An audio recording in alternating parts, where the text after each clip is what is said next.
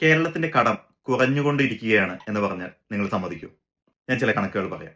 ആദ്യമേ പറയട്ടെ, നമ്മൾ അരി വാങ്ങുന്നത് ലിറ്ററിലല്ല, പെട്രോൾ വാങ്ങുന്നത് കിലോ കണക്കിനല്ല എന്ന് പറഞ്ഞ പോലെ ഒരു രാജ്യത്തിന്റെ സംസ്ഥാനത്തിന്റെ കടം കണക്കാക്കുന്നത് തുകയിലല്ല, വരുമാനത്തിന്റെ എത്ര ശതമാനം അഥവാ ഡെപ്റ്റ് ടു GDP റേഷ്യോയിലാണ്. കറൻസികളുടെ മൂല്യം നാൾക്ക് നാൾ മാറിക്കൊണ്ടിരിക്കുന്നതും തിരിച്ചടവ് ശേഷിയാണ് കടത്തിന്റെ അനുപാതം എന്നതുമാണ് അതിന്റെ കാരണം.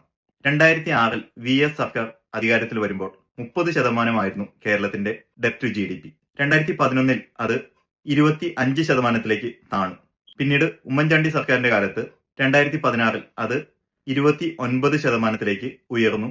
ഒന്നാം പിണറായി സർക്കാരിന്റെ കാലത്ത് ആ ട്രെൻഡ് ഒന്ന് ഫ്ലാറ്റായി വന്നപ്പോഴാണ് നൂറ്റാണ്ടിലെ മഹാപ്രളയവും അതിനെ തുടർന്നുണ്ടായ പ്രളയങ്ങളും വന്നതും കോവിഡ് മഹാമാരി വന്നതും.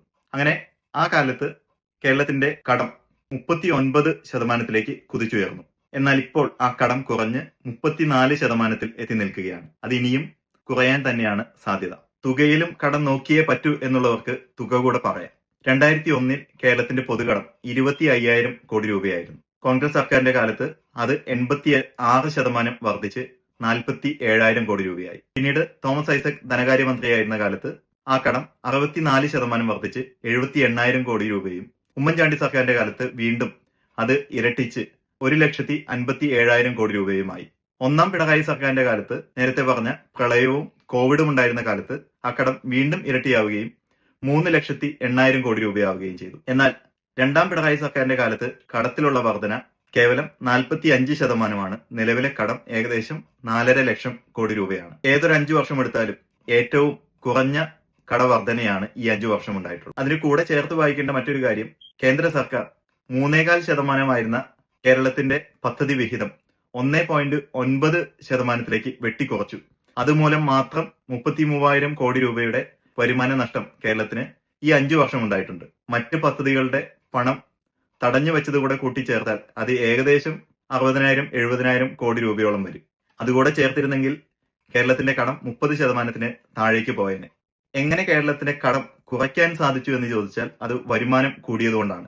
2015 75,000 കോടിയായിരുന്ന വാർഷിക വരുമാനം 2026 എത്തുമ്പോൾ 1,53,000 കോടി രൂപയിലേക്ക് എത്തി. ഇന്ത്യയിലെ മൊത്തം സംസ്ഥാനങ്ങളെടുത്താലും ആദ്യ 10 കേരളത്തിന്റെ കടമില്ല. കേരളത്തിന് അതിൽ 13ാം സ്ഥാനമാണുള്ളത്. ഇനി ഈ കണക്കുകളുടെ കൂടെ ചേർത്ത് വായിക്കേണ്ട മറ്റൊരു കണക്കാണ് ഇന്ത്യയുടെയും മറ്റ് സംസ്ഥാനങ്ങളുടെയും കടം എങ്ങനെ വ്യത്യാസപ്പെട്ടു എന്നുള്ളത്. 2016 51 ലക്ഷം കോടി ഉണ്ടായിരുന്ന ഇന്ത്യയുടെ കടം ഇപ്പോൾ 191 ലക്ഷം കോടി രൂപയാണ്. ഡെപ്റ്റ് GDP 50 നിന്ന് 56% വർദ്ധിച്ചു. നമ്മുടെ അയൽ സംസ്ഥാനങ്ങളായ കർണാടകയും തമിഴ്നാടും കൂടി ഒന്ന് പരിശോധിക്കാം. തമിഴ്നാടിന്റെ കടം ഈ കാലയളവിൽ 2.2 ലക്ഷം കോടിയിൽ നിന്ന് 9.3 ലക്ഷം കോടിയായും കർണാടകയുടേത് 1.8 നിന്ന് 7.7 കോടിയായും വർദ്ധിച്ചു. ഡെപ്റ്റ് GDP റേഷ്യോയിലും ഈ രണ്ട് സംസ്ഥാനങ്ങൾക്കും ഏകദേശം 8% വർധനയുണ്ടായി. ഇനി മറ്റൊരു പ്രധാനപ്പെട്ട ചോദ്യം, ഈ കടമെടുക്കുന്നത് കൊണ്ട് എന്താണ് പ്രശ്നം എന്നുള്ളതാണ്. ഹെൽത്തി ആയിട്ടുള്ള കടമെടുപ്പ് ഒരു സമ്പദ് വ്യവസ്ഥയുടെ മുന്നോട്ട് പോക്കിന് അനിവാര്യമാണ് എന്നതാണ് യാഥാർത്ഥ്യം.